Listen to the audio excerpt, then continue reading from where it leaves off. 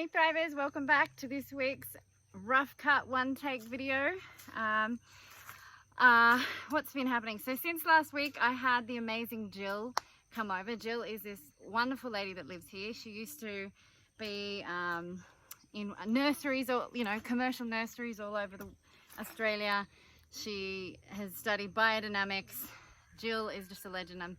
Another amazing source of information, just like Norm, that I have here around the mountains, so I'm very grateful. Anyway, what she taught me, Made is just doing that at the back. No name, don't walk on the beds. Hey, no name. Go.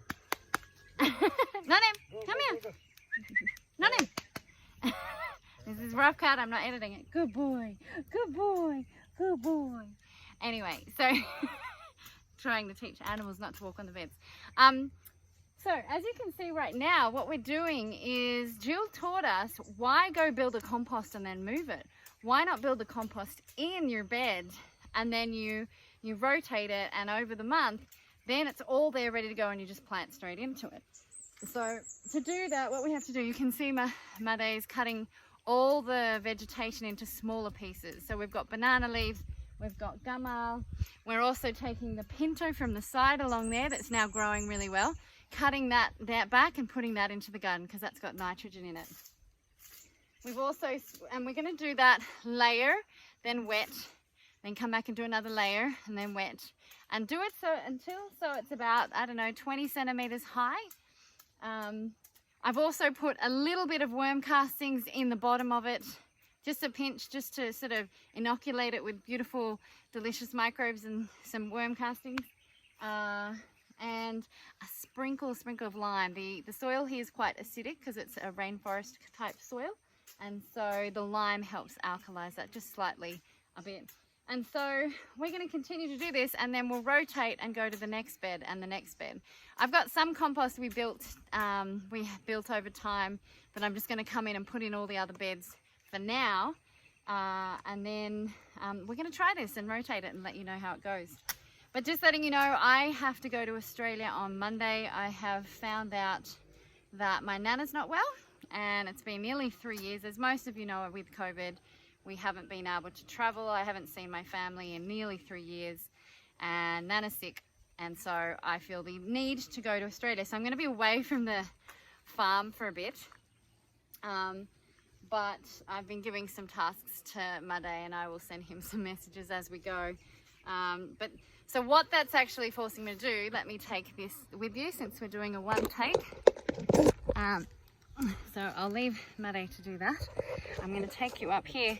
So I have a few seedlings, as you would have seen last week, that I want to get planted. We're going to put this roof up, so the plastic on top of that to protect it from the heavy rains. It looks like we're going to get some soon.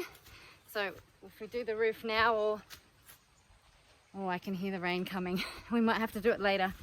But you can see the beautiful seedlings before I fly. So I've got to start heading away tomorrow afternoon. I've got to get all these little seedlings in. The only reason is I might put half of them in and half of them later. Oh my gosh, can you see the clouds coming through?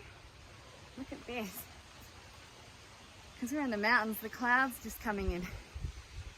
Oh, so eerie. But I've got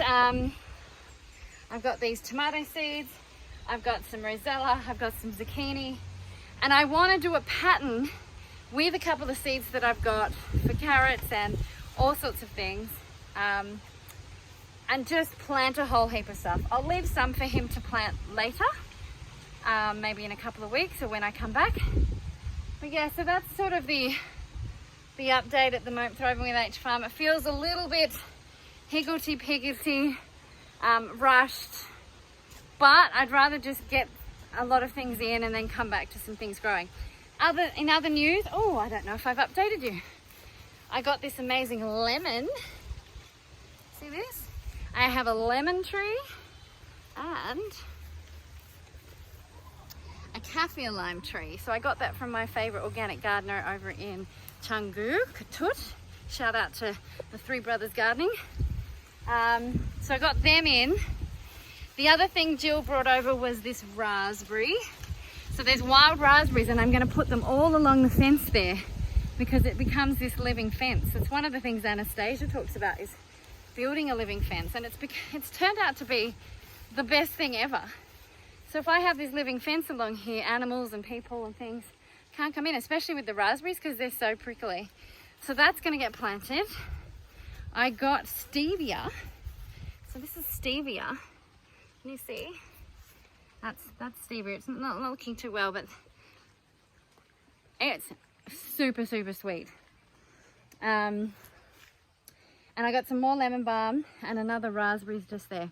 So planting the raspberries, we're gonna move the compost, as I said. I'm gonna put all that in there, leave that space for storage at this point, and keep some wood dry.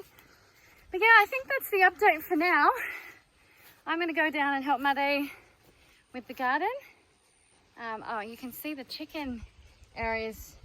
He's cut the grass and done all that. So the next thing is to cut away some of the trees I want, plant the ones I want, put the fence up, create the chicken house, and then get some chickens. So that's exciting. But anyway, you may not see me next week, or if I can, I'm going to pop on a video, and it might be somewhere in Australia if I have time. Obviously going and visiting the families are my #1 priority, but otherwise, apa kabar? Hello, how are you? So we are going to keep continuing here at Thriving Nature Farm, even in the clouds. Look at this. Look how eerie it is. Super awesome. All right, thank you so much for watching. I just want to keep up to date. These are rough cut one takes, just so I'm continuing to put stuff on YouTube. They will get better as I get more resources and things like that. But hopefully you're enjoying the updates here on the Thriving Nature Farm. Give me a thumbs up. Feel free to ask me questions. Otherwise, I'll see you later. Bye.